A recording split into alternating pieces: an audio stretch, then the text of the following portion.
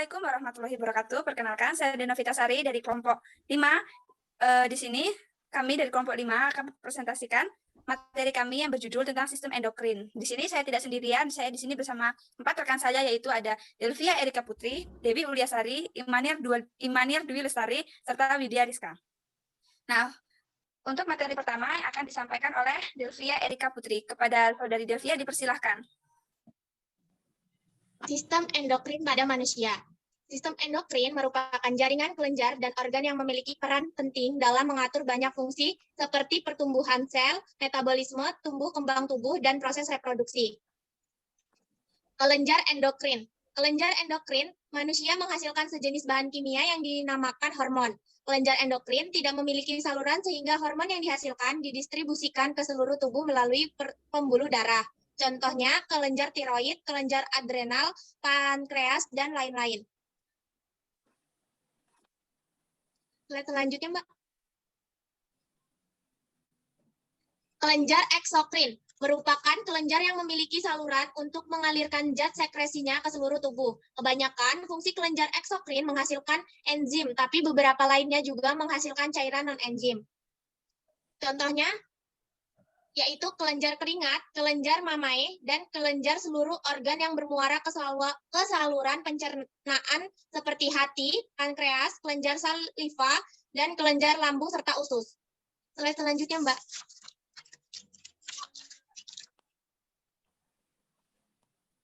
Istilah endokrin dan eksokrin menunjukkan di mana, bagaimana produk ini disekresikan. Kelenjar eksokrin melepaskan produk mereka ke permukaan tubuh seperti kulit atau rongga seperti yang di dalam seluruh pencernaan. Endokrin mengeluarkan zat langsung ke dalam aliran darah. Kelenjar eksokrin cenderung relatif sederhana dan memiliki efek lokal, sedangkan yang endokrin melepas hormon yang melakukan perjalanan ke seluruh tubuh. Slide selanjutnya, Mbak. Di sini ada kelenjar endokrin dibedakan menjadi 7. Yang pertama ada kelenjar hipofisis, terletak pada dasar otak besar, merupakan kelenjar produsen hormon-hormon tertentu yang bertindak sebagai pengendali berbagai aspek tubuh manusia. Yang kedua ada kelenjar tiroid, terletak di daerah leher. Kelenjar ini dapat mengendalikan metabolisme dan berperan penting dalam kesehatan. Yang ketiga ada kelenjar paratiroid, terletak di dekat kelenjar tiroid, kelenjar penghasil hormon paratiroid yang memainkan peran penting dalam mengatur kadar kalsium dalam darah. Yang keempat ada kelenjar pankreas, terletak di dekat vertikulus atau perut besar. Yang kelima ada kelenjar adrenal, terletak di bagian atas ginjal, yaitu organ bilateral peritoneal pada kutub atas masing-masing ginjal dengan berat 4 gram. Yang keenam ada ovarium, terletak di daerah abdomen atau perut. Bagian dari sistem reproduksi wanita, berfungsi menghasilkan sel telur tiap bulan, serta memproduksi hormon estrogen dan progesteron. Yang ketujuh ada testis, terletak di 2 buah zakar dalam skrotum, yaitu organ yang sangat penting pada sistem reproduksi pria. Fungsinya untuk memproduksi sperma dan hormon testosteron. Slide selanjutnya, Mbak.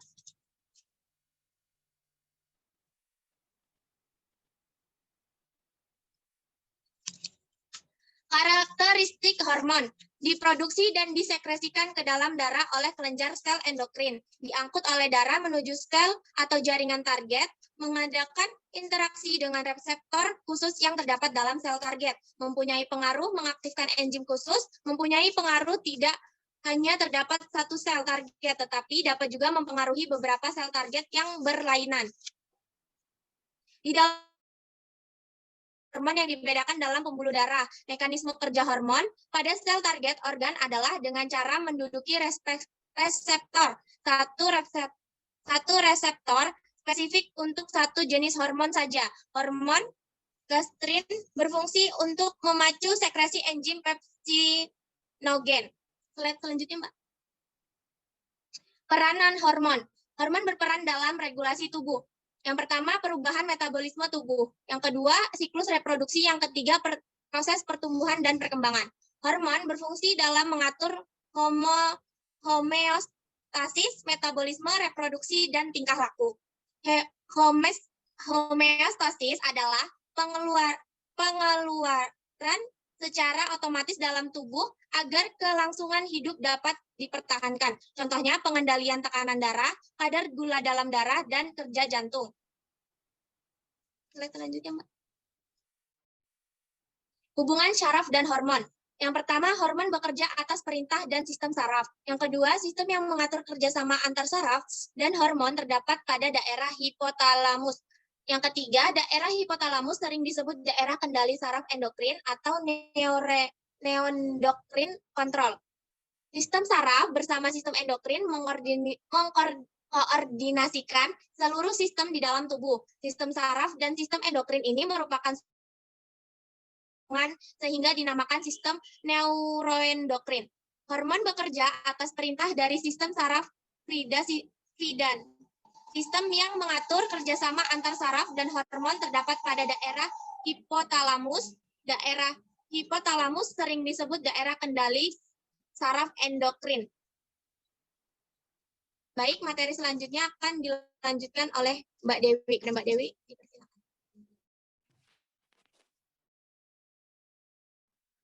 Baik, terima kasih. Materi selanjutnya yaitu perbedaan sistem saraf dan sistem hormon. Yang pertama yaitu pembedanya aksi. Pada sistem saraf bersifat cepat atau segera, sedangkan pada sistem hormon bersifat lambat. Pada pembeda pengaturan, sistem saraf bersifat jangka pendek, misalnya denyut jantung dan kontraksi otot. Kemudian pada sistem hormon jangka panjang, misalnya pertumbuhan dan perkembangan. Kemudian pembeda lainnya itu sekresi. Untuk sistem saraf yaitu neurotransmitter, dan untuk sistem hormon yaitu hormon. Yang selanjutnya yaitu komunikasi. Untuk sistem saraf yaitu antar neuron melalui sinapsis, dan sistem hormon melalui sistem sirkulasi. Slide selanjutnya. Kelenjar hipofisis.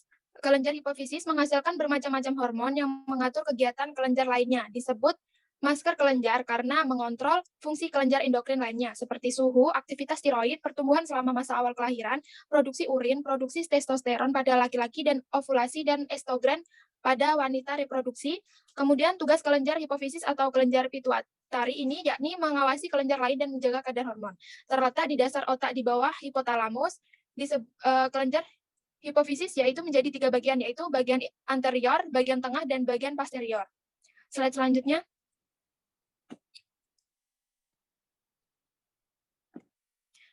Berdasarkan strukturnya, kelenjar hipofisis terdiri atas 3 bagian, yaitu bagian depan, lobus anterior, kedua bagian tengah, intermediate, dan yang terakhir bagian belakang, posterior. Nah, bagian tengahnya hanya dimiliki oleh bayi, sementara pada orang dewasa telah hilang atau tinggal sisanya saja. Oleh karena itu, pada orang dewasa itu bagian depan dan bagian belakang.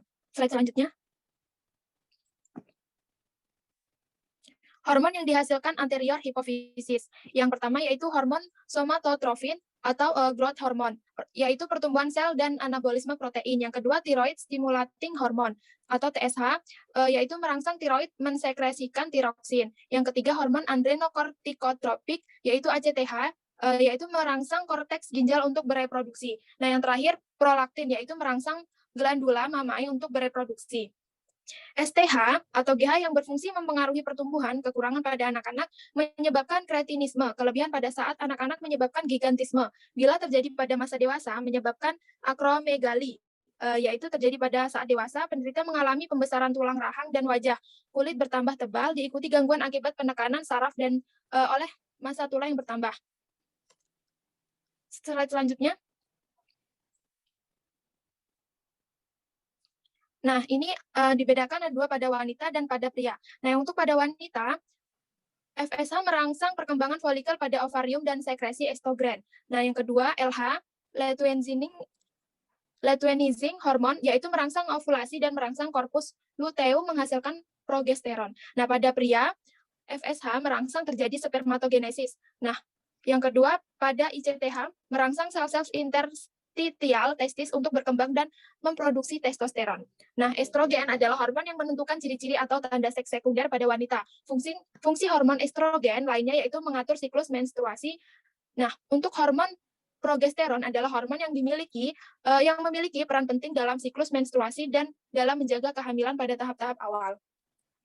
Slide selanjutnya.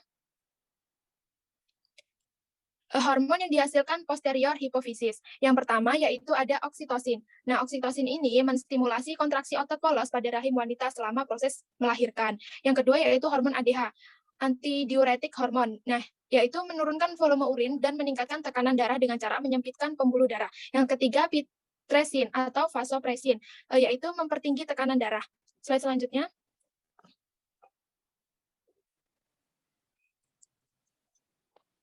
Regulasi hormon posterior hipofisis.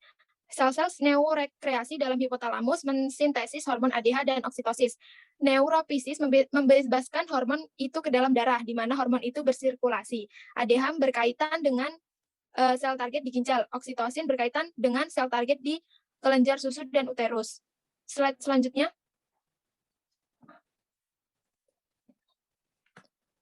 Hormon yang dihasilkan intermediate hipofisis. Yang pertama yaitu melanocyte stimulating, mempengaruhi warna kulit individu.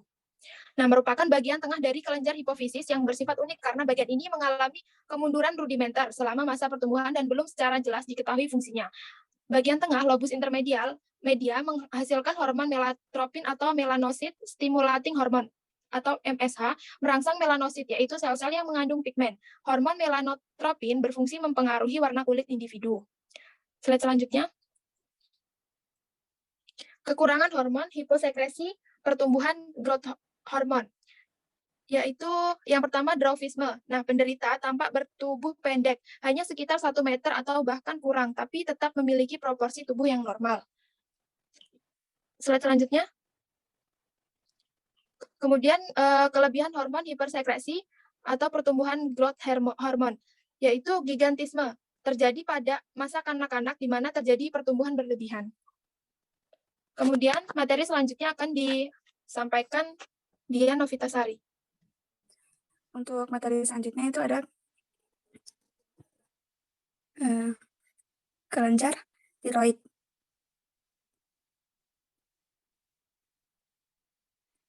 Nah, kalau terletak kelenjar tiroid ini atau kelenjar gondok terletak di leher bagian depan di sebelah bawah laring dan terdiri dari 2 buah lobus. Serta kelenjar tiroid ini menghasilkan 2 macam hormon utama yaitu tiroksin T4 dan tiroidotironin atau T3. Hormon ini dibuat di folikel jaringan tiroid dari asam amino trioksin yang mengandung yodium. Jadi kalau bisa dibilang kalau katanya orang kebanyakan makan yodium itu akan menghasilkan gondok. Selanjutnya ada hormon yang dihasilkan oleh kelenjar tiroid. Yang pertama itu ada tiroksin. Selanjutnya sebelumnya hormon yang dihasilkan kelenjar tiroid itu ada 3, yaitu tiroksin yang pertama berfungsi untuk mengatur metabolisme dalam tubuh serta mempengaruhi pertumbuhan dan perkembangan tubuh. Yang kedua, triodonitironin mengatur metabolisme, pertumbuhan, perkembangan, dan kegiatan sistem saraf. Yang keempat ada kalsitonin, menurunkan kadar kalsium dalam darah dengan cara mempercepat absorpsi kalsium oleh tulang. Selanjutnya.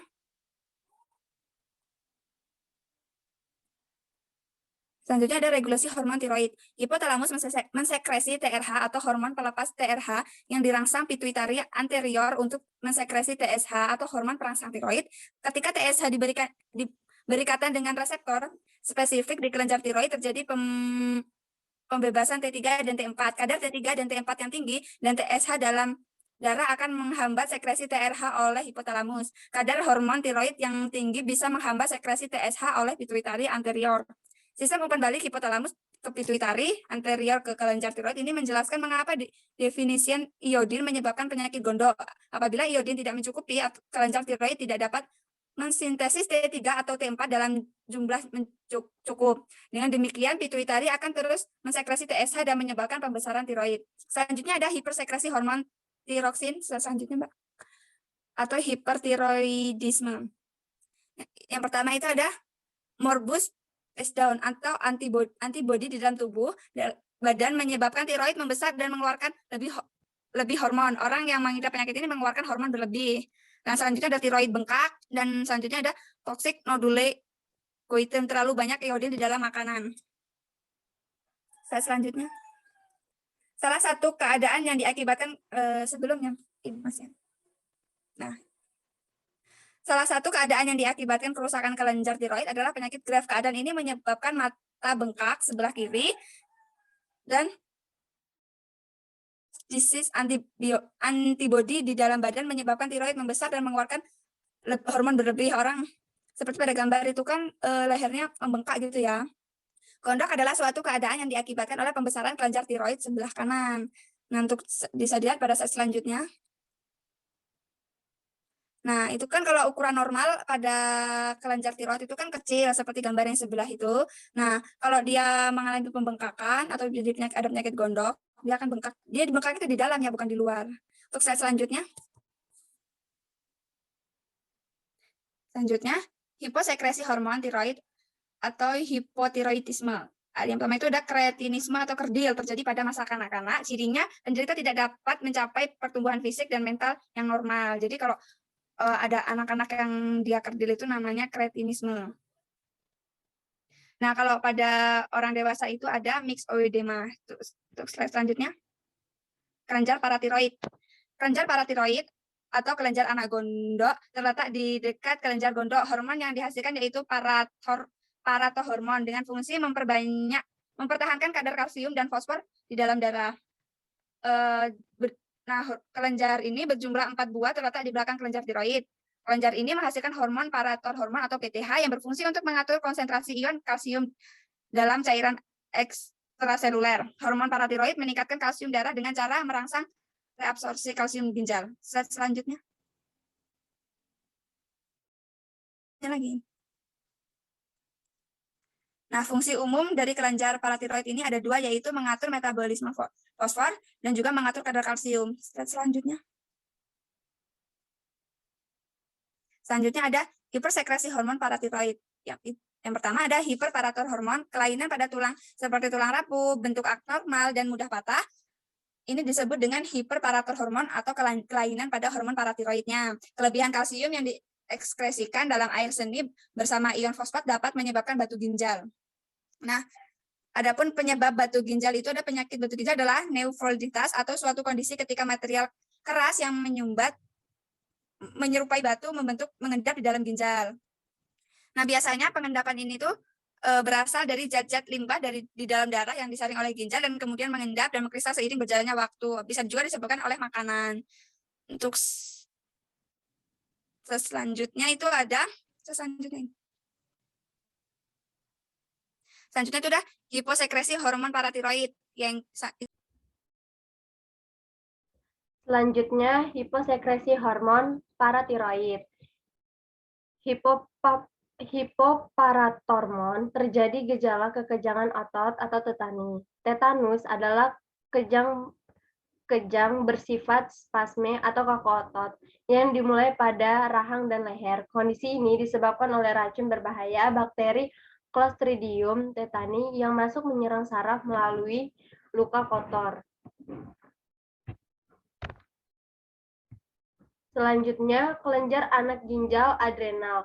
Kelenjar anak ginjal atau kelenjar adrenal terletak menempel pada bagian atas ginjal. Bagian kulit menghasilkan kortison yang berfungsi mengatur metabolisme dan mengatur keseimbangan air dan garam. Sedang bagian sumsum atau medula menghasilkan adrenalin atau epinefrin yang berfungsi mempengaruhi denyut jantung, mengatur otot kandung kencing, juga mengatur kadar gula darah dengan cara mengubah glikogen menjadi glukosa. Berbentuk seperti bola atau topi terletak di bagian atas ginjal. Pada setiap ginjal terdapat satu kelenjar suprarenalis yang terbagi menjadi 2 bagian, yaitu bagian luar korteks dan bagian tengah medula. Pada bagian korteks adrenal, mineralokortikoid ini berfungsi mengontrol metabolisme ion organik.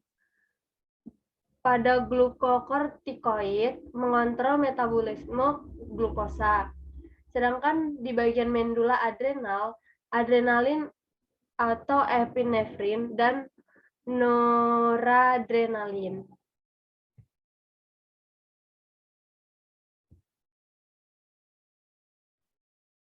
Hipersekresi hormon kelenjar adrenal atau Cushing syndrome penderita mengalami peningkatan tekanan darah, gula darah akibat pengeluaran hormon kortisol yang berlebihan. Hiposekresi hormon kelenjar adrenal atau Addison's disease, gejalanya berupa yang pertama hipoglikemia atau kadar gula dalam darah menurun, yang kedua gangguan pembentukan glukosa oleh jaringan atau glukogenesis, yang ketiga penurunan kadar glikogen di liver yang menjadi cadangan glukosa dalam tubuh.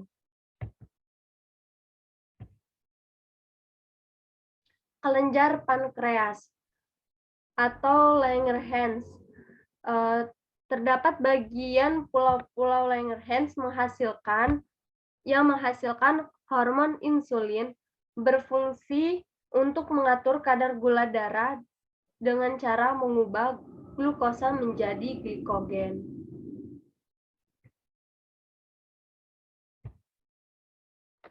Kelenjar pankreas merupakan sekelompok sel yang terletak pada pankreas sehingga dikenal dengan pulau-pulau Langerhans. Kelenjar pankreas ini menghasilkan hormon insulin dan glukagon. Insulin mempermudah gerakan glukosa dari darah menuju ke sel-sel tubuh menembus membran sel. Di dalam otot, glukosa dimetabolisasi dan disimpan dalam bentuk cadangan. Di sel hati, insulin mempercepat proses pembentukan glikogen atau glikogenesis dan pembentukan lemak atau lipogenesis. Kadar gula yang tinggi dalam darah merupakan rangsangan untuk mensekresikan insulin. Sebaliknya, glukagon bekerja secara berlawanan terhadap insulin.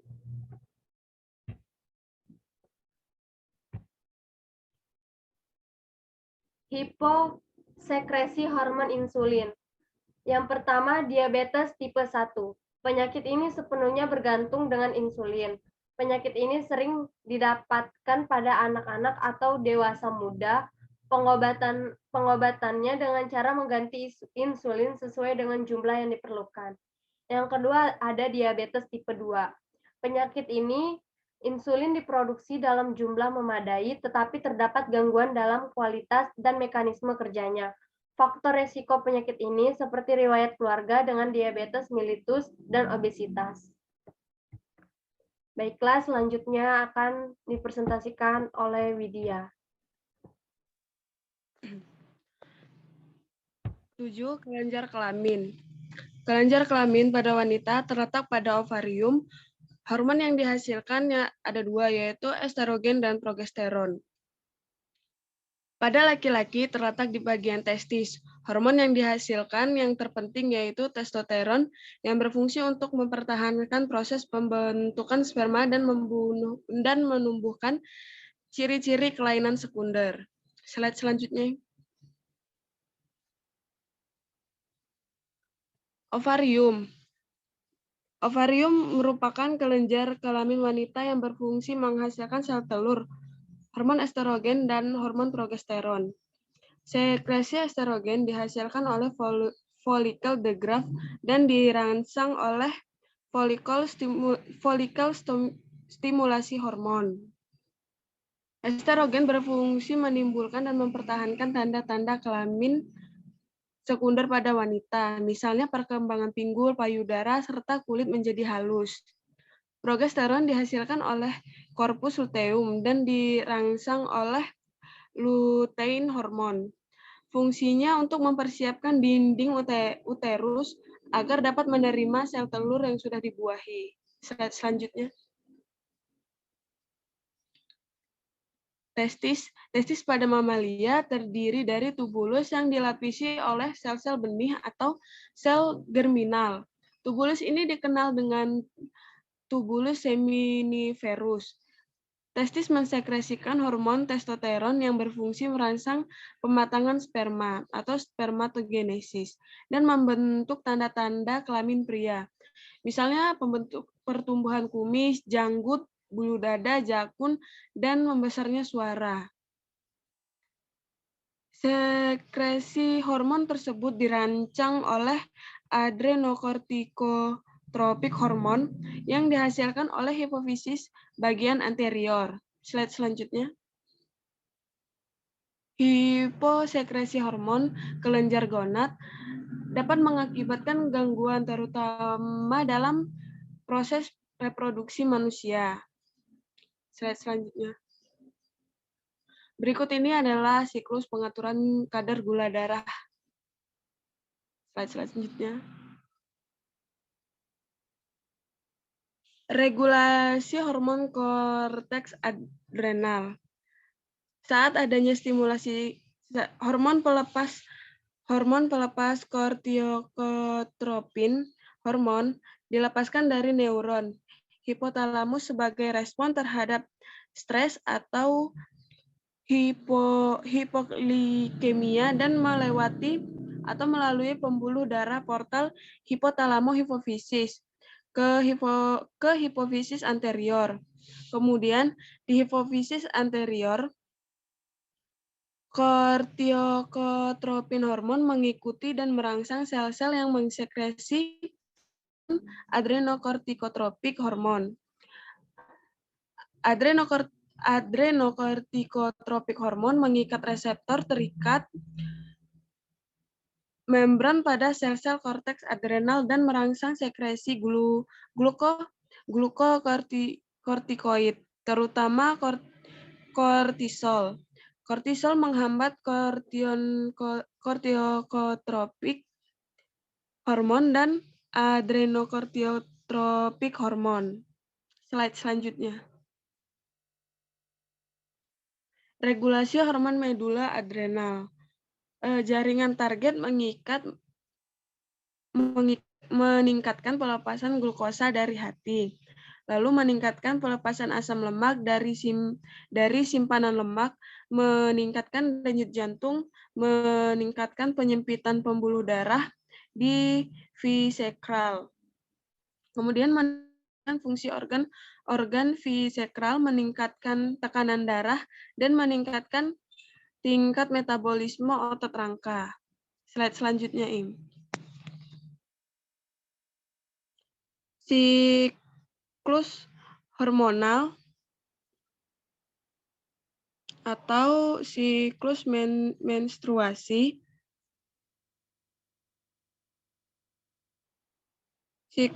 Hormon melepas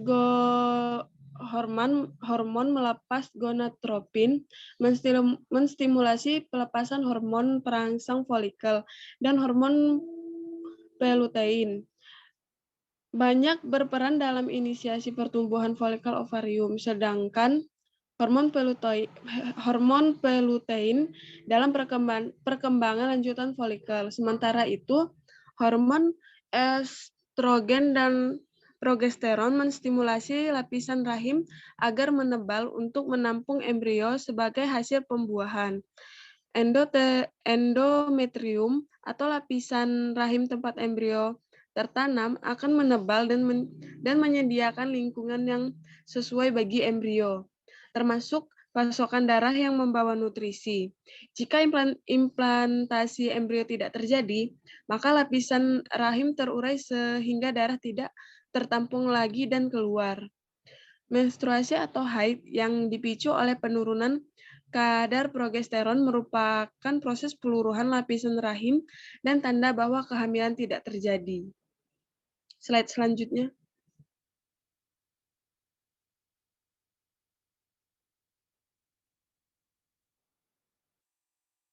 Dalam siklus menstruasi terbagi menjadi 4.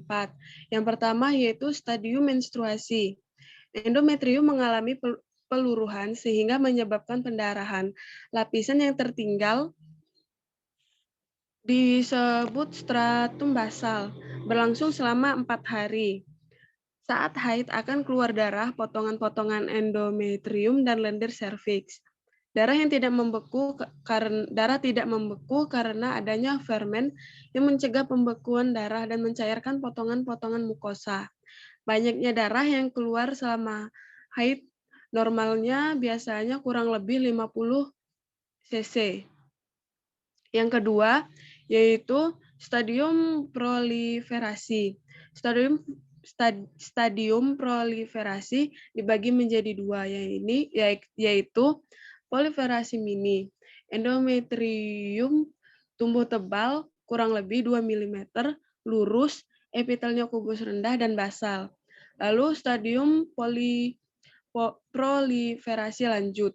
Endometrium lebih tebal karena stroma bertambahnya akibat pemecahan sel-sel.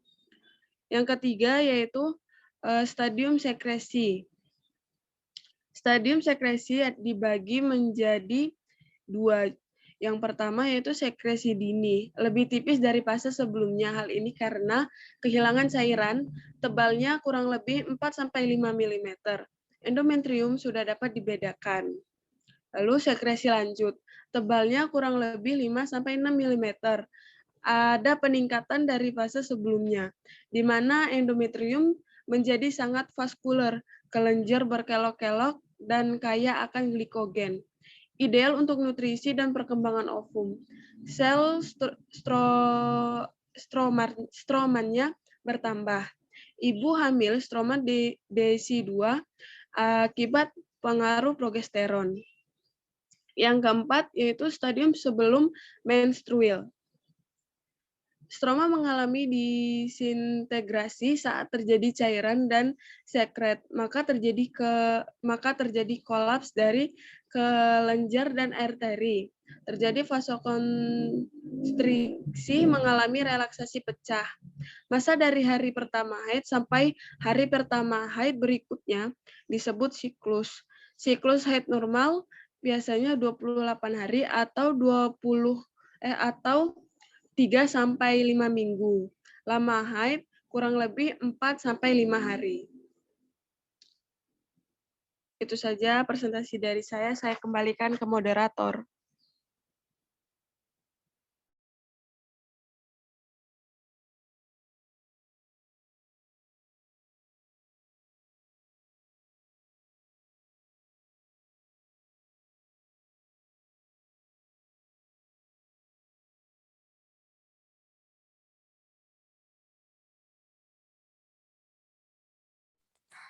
Udah kan? Demikianlah tadi materi yang dapat kami sampaikan dari kelompok 5, yaitu tentang sistem endokrin. Kami rasa sudah cukup, jadi kami ucapkan terima kasih kepada teman-teman yang sudah menyaksikan video pembelajaran ini. Kami akhiri, wassalamualaikum warahmatullahi wabarakatuh. Terima kasih.